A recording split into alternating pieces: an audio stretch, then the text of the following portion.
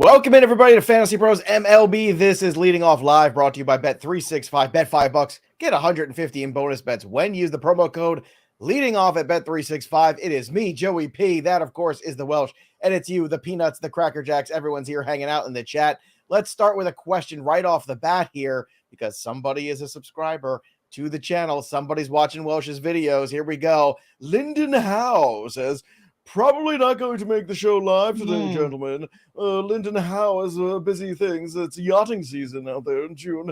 But I wanted to say that I traded Gunnar and Pasquantino, and I received in condition Josh Naylor, Michael Garcia, Alex Bregman, and Cole Reagan strictly because of Welsh's buy video. How did Lyndon Howe do in this deal? I know Gunnar is probably the best guy in this deal. I mean, it seems like backing up the truck right there. That if listening to my videos, the only thing I would have never said is ever trade Gunnar Henderson. So I think to the other side of it, maybe there's a little bit of waivers in there too. Josh Naylor, huge buy for me. Cole Reagan's been a huge buy. I've talked about Michael Garcia. Michael Garcia's underlying profile is so good, but I don't know if I could have traded Gunnar. I don't know, man. He was my number one buy this year on the videos. I understand, but what if your situation is like dire? I mean, you need bodies here. Yeah. And Josh Naylor, Garcia, Bregman, Cole Reagan, you got a pitcher, you got three guys to put directly in your lineup as starters. Henderson's really good.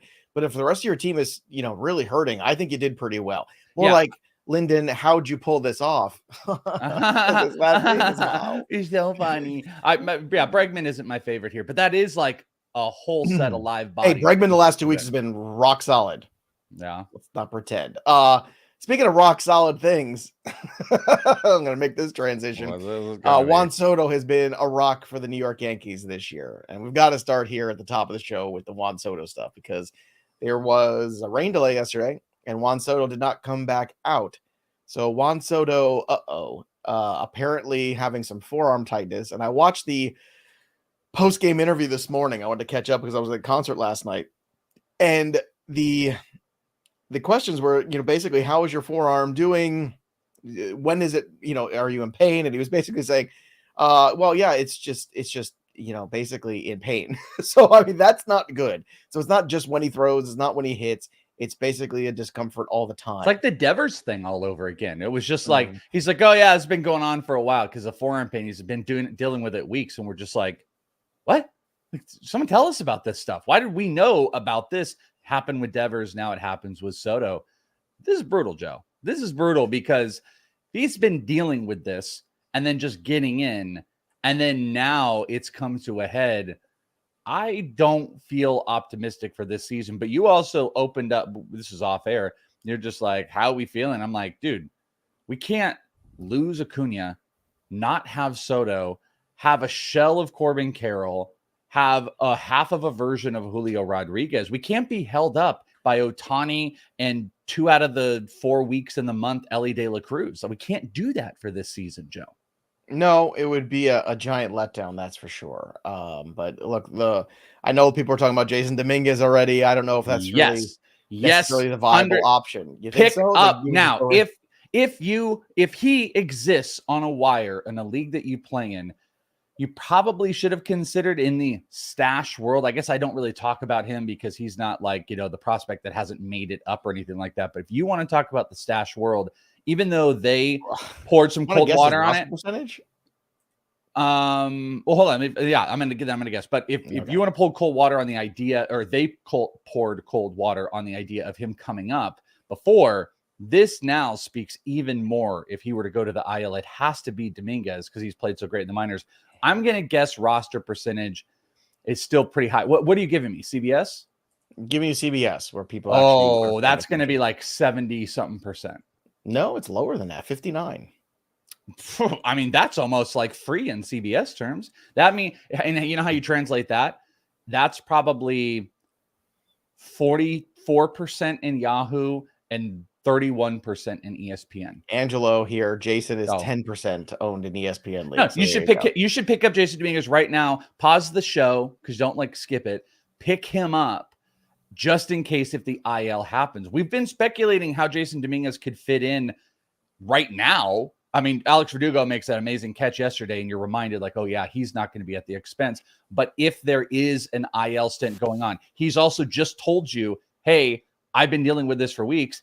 Go pick up Jason Dominguez, even out of pure speculation.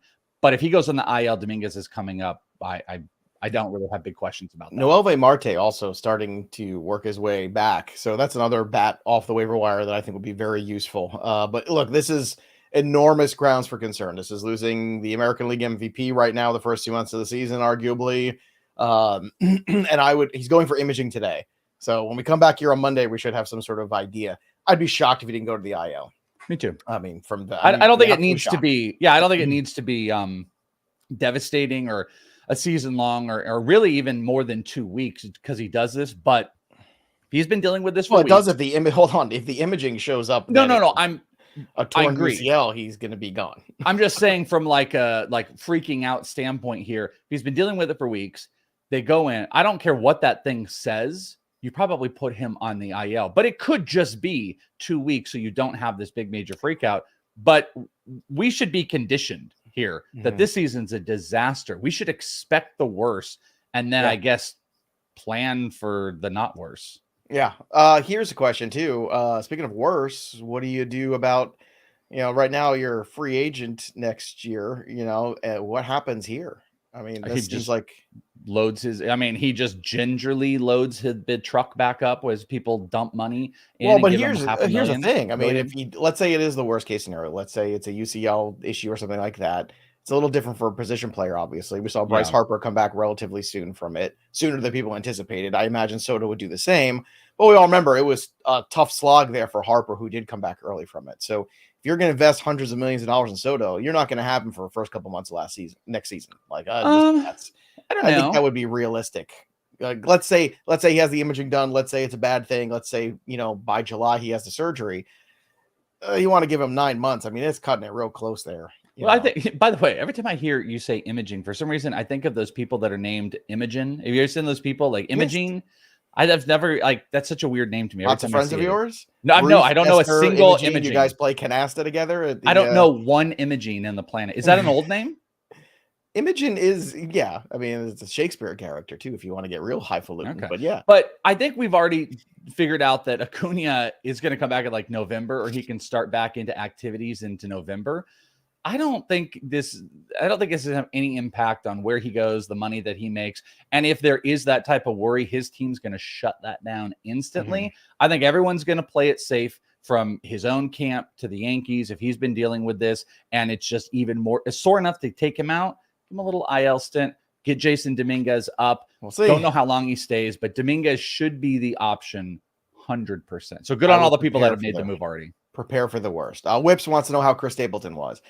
Chris Stapleton was terrific. He's not the big interacting guy with the crowd. He's not like a Dave Grohl or a Pink or somebody that's like the ultimate entertainer. He's an amazing singer, amazing songs, was terrific. Great guitar player. We had the guitar player from Tom Petty and the Heartbreakers show up there too. And he played Skinnerd. He played Freebird, which was super cool. If you want to hear anybody play Skinnerd, it's definitely Chris Stapleton. Also, Marcus King Band, amazing opener. The venue itself, awful. Don't go to the Camden Riverfront Pavilion, whatever the hell it's called. The Freedom Pavilion. Yeah, the only thing that was free of an hour. I lost an hour of my life trying to get from a mile and a half from where you enter the area into where the parking area is. An hour. It almost took us the same amount of time to get there from where I live than it did to actually get a mile and a half into the parking That's area. Insane. It was a disaster. Did you know? And I'm not exaggerating.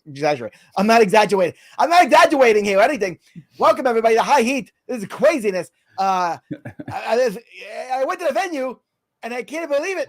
I sat there for an hour and 15 minutes. It took me an hour and 15 minutes just to get there. 3 hours almost, Welsh. I mean, come on. I mean, I want to see Chris Stapleton, but that's ridiculous. It's an A+ impression. I went to David Buster's last night for a party thing. Did you know there was a concert that happened there too? I'm sorry. Did you know that? Was there a concert? David Buster's last night at the concert because really? Yeah, because me and one of the friends got on the Guitar Hero and we busted out some what is it on the Rage Against the Machine. I'm trying to think of what the song was. It was like Birds on Parade. What's the song? Birds on Sesame Street. What's the rage song? I want to hear more. I want to hear you create more of Birds them. on parade. Tweet, tweet, tweet, tweet, tweet, tweet, tweet, tweet. Damn it. Bulls on parade. Yeah, thank you. But yeah, no, so that why'd you guys help him? I wanted to see what else was going to come Bulls on parade. Yeah. For those of you who don't know who the voice impression was, it was Christopher Russo from High Heat.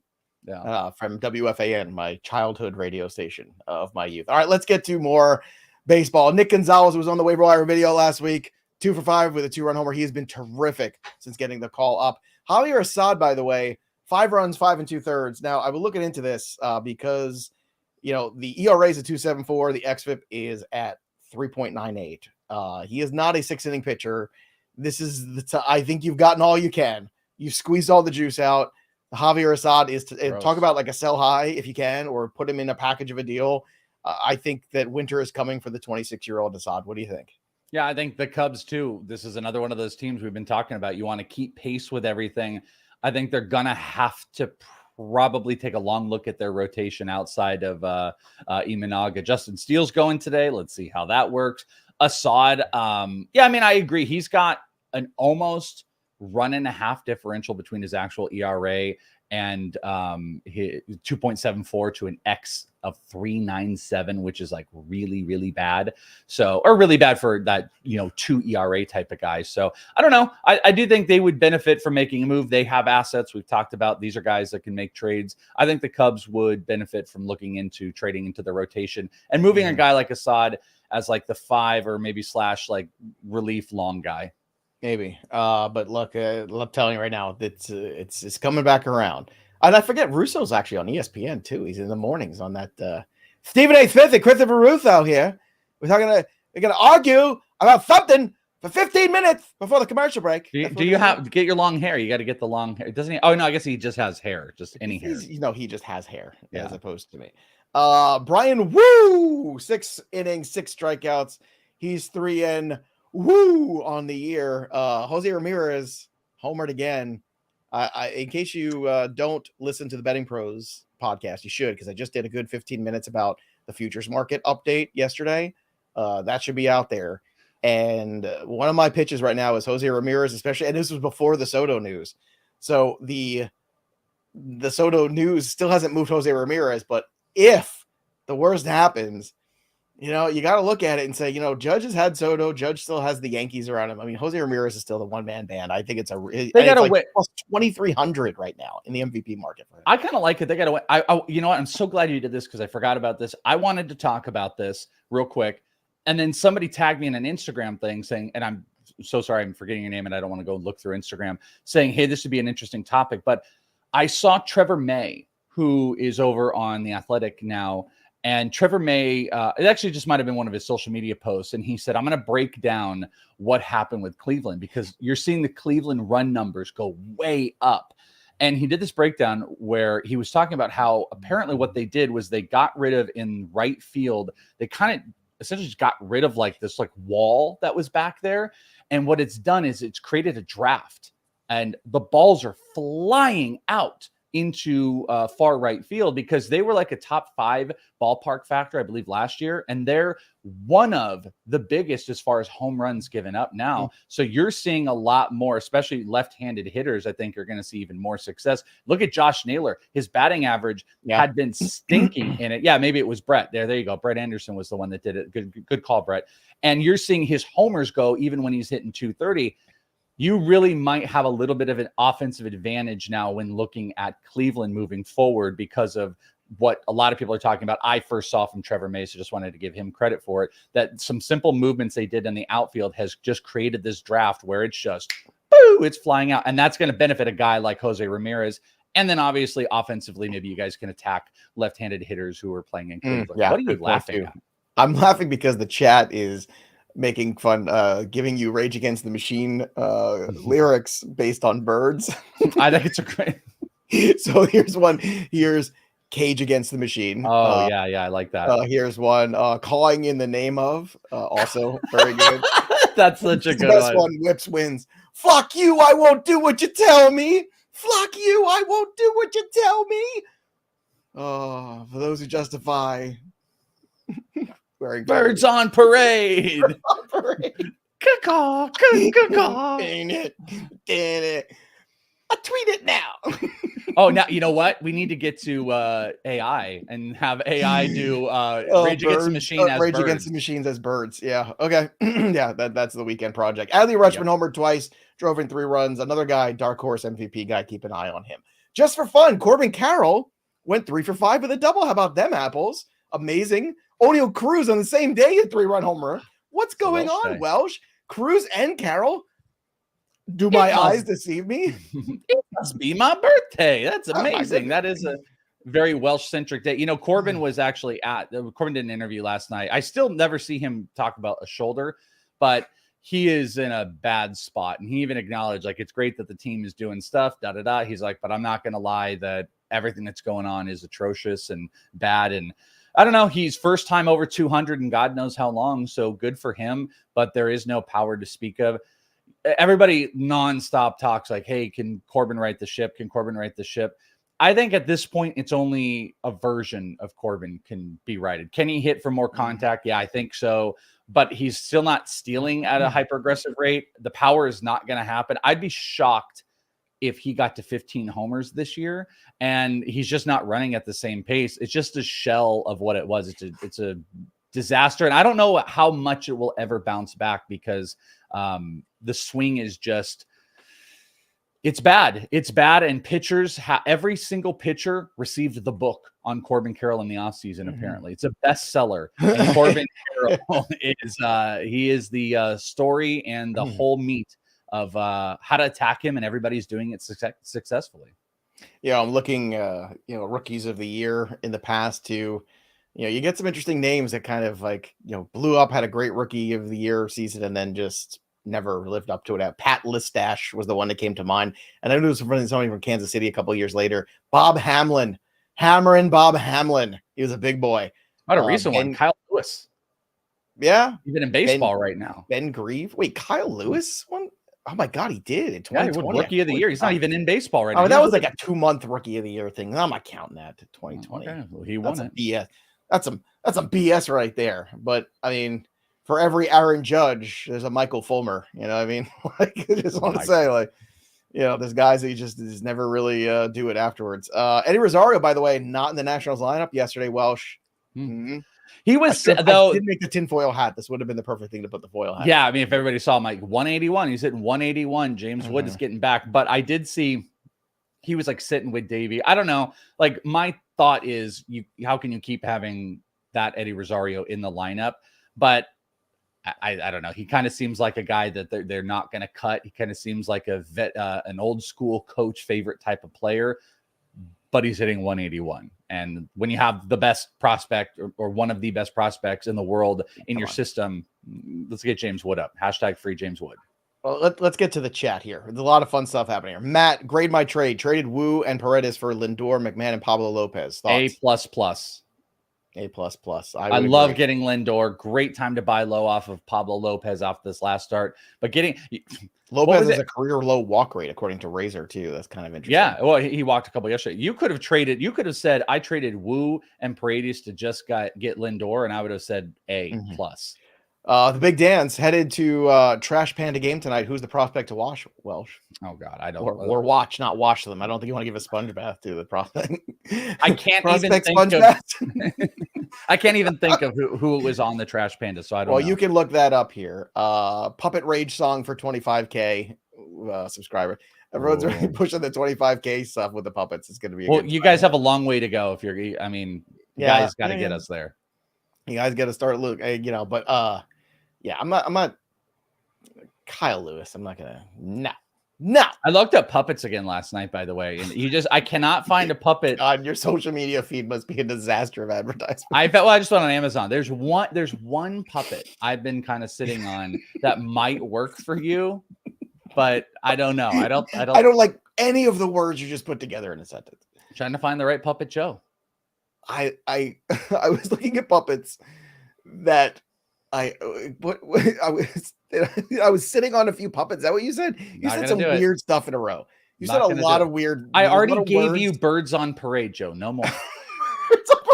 The worst part is I'm gonna get in the car later and I'm gonna like put on Lithium and Sirius and I'm gonna hear like a Rage Against the Machine song and I'm just gonna laugh out loud. I'm just gonna laugh the entire time. Oh, goodness gracious. All right, let's get to the rookie lookie. This is actually something good for a change. Max Meyer apparently is going to be coming up again soon. I told you. Now, I don't know what his current situation is in terms of roster percentage. I'll look on CBS right now. But this is a guy you need to add. Now, I would guess since he got dropped, even with dynasty leagues and things like that going on, I got to imagine he's maybe at best in the 35% range. Michael Harris? Max Meyer. Oh, Max Meyer. I'm sorry. I think I saw somebody type Michael Harris in there. I was like, what? Michael Harris? What? Michael Harris? 30%. What are you talking about? No, I bet you he's still is he low percentage? What did you think? CBS? I was gonna say like double that. Yeah, nope, 37%. Again, people they lose interest, they lose patience. Pick this guy up before everybody else does. Be ahead of the curve. Cade Povich. All right, what'd you think of Cade Povich yesterday? 6 runs and 5 1/3. Welsh, your thoughts? The walk stunk. I watched the first 3 or 4 inning. He gave up 4 runs, but a lot of weak contact. I'll tell you that the 4th run was really stupid. It was like, here's a blooper they couldn't catch. Here's another blooper couldn't catch. A lot of weak contact. But he walked too many guys. I don't know. I mean, I think you got to give him another opportunity, but it definitely wasn't what you wanted. Yeah. But I thought they were encouraging things. Wonky said, trying to find a puppet Joe to sit on. That was phrasing. Phrasing is everything. Also, Christian Scott down at AAA struck out 7. Now, this is an interesting one, too, because Scott was a guy, obviously, has done nothing wrong.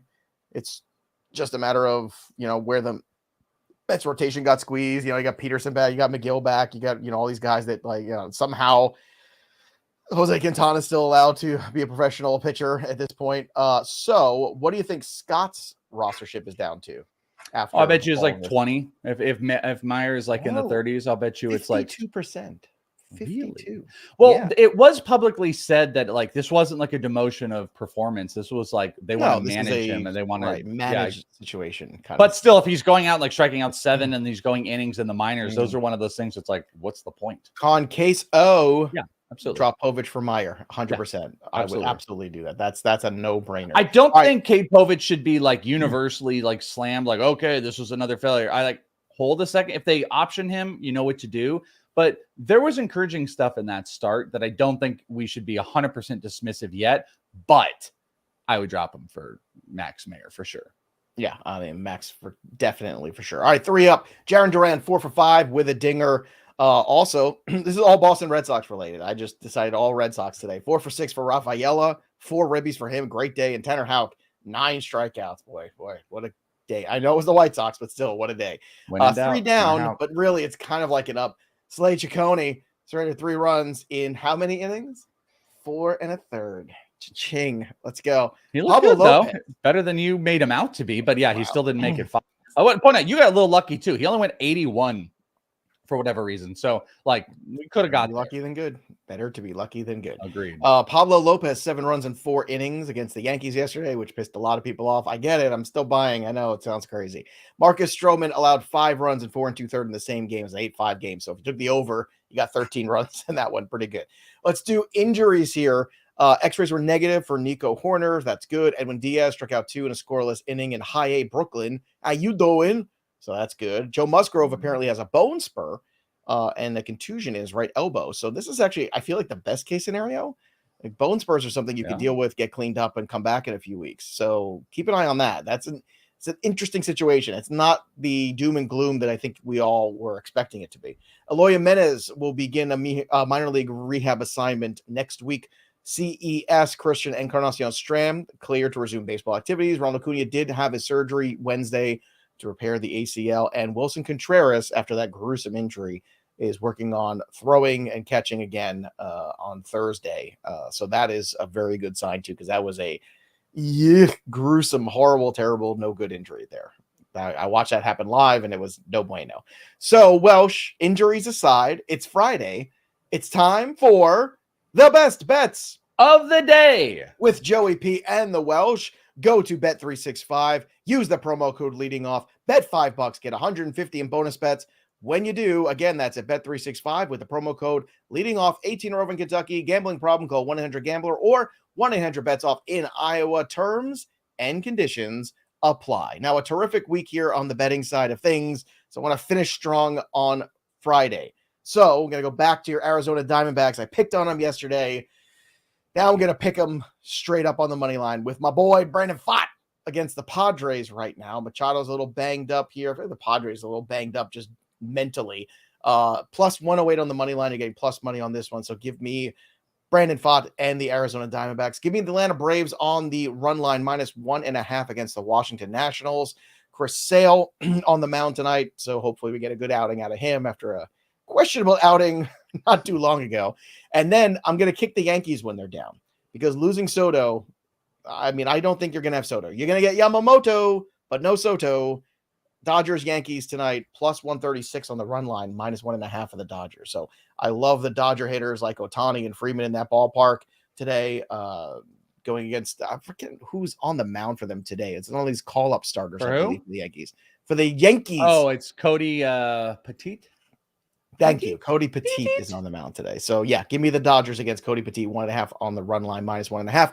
And for the parlay of the day, let's go to the Braves-Nationals game. Give me over Chris Sale, 6.5 strikeouts, and give me the Braves on the money line. You put them together, you get plus 159. That is your parlay of the day. Welsh, what do you have for the people? Have you, by the way, is that streak still going? Because No, the 4-day streak is over because I think I was 1-1 or 1-2 yesterday. So. It looks really good, but make sure you go and follow. Go and follow Joe. Bettingpros.com/Joe has had a nice little run. I still have my streak. 4 days with a little fire emoji on Betting Pros, but I'm pre-warning everybody. Fridays are my nemesis. I don't know why. It's been all season long.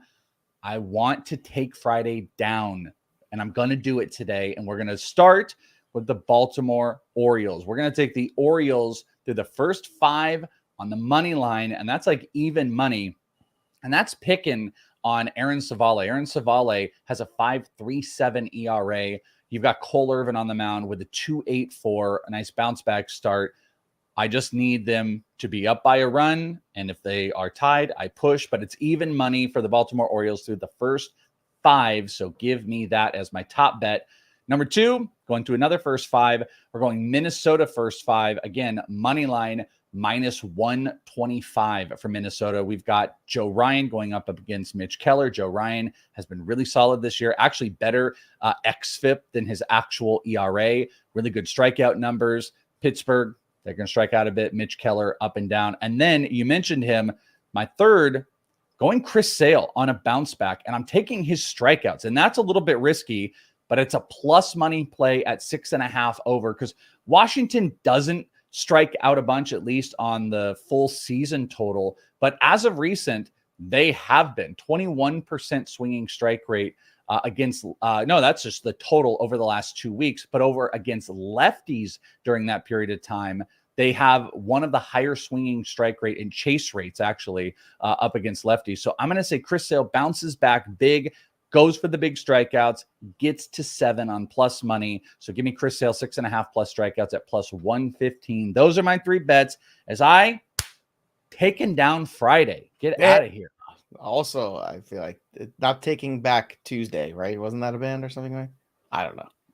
Case of the Mondays? Taking down Friday. I don't know, but I just want more band puns today. But it's Friday. Those are the best bets of the day. Again, download the Betting Pros app. Start betting smarter, not harder. And follow us at bettingpros.com/Joe and /Welsh if you want to track all of our bets along with us. So, Welsh, it's time for home run calls, and the Dodgers are coming into the teeny tiny Yankee Stadium this weekend. So I expect Shohei Ohtani to hit. It's a baby. Look at this So little baby stadium. Boring. I am ice cold in the home run department. I need a homer in the worst way. I have been stuck at 17 forever. So if I get 3 from Ohtani this weekend, that'll put me into 20 and back on the right side of the board or the left side of the board. And again, don't forget the winner's getting a signed Vlad Guerrero Jr. bat. Welsh, where are you going for your home run call this weekend? We're going to go back to basics, and we're going to take my boy Gunnar Henderson going up against Savale. Savale's got like a 1.6 home run per 9 right now. So give me Gunnar Henderson to get me back on the home run trek. I think I got 1 this week. No one gave me an update on where I was. I think I'm at 12 or 13, so I'm still pretty far off. So maybe Gunnar can do me big and get me close to getting on that stupid board. Because remember, Welsh on the strikeout or the home run board, Joe Pisapia gone. Which one comes first? Right now, it's looking very much like the Joe leaves first is going to cash. Question for Go Cards: drop Mania or Povich for Max Meyer. Yes, any of them. I would probably drop Povich first. That would be my yes. Yeah. So Poteet on the mound. I like that. Poteet.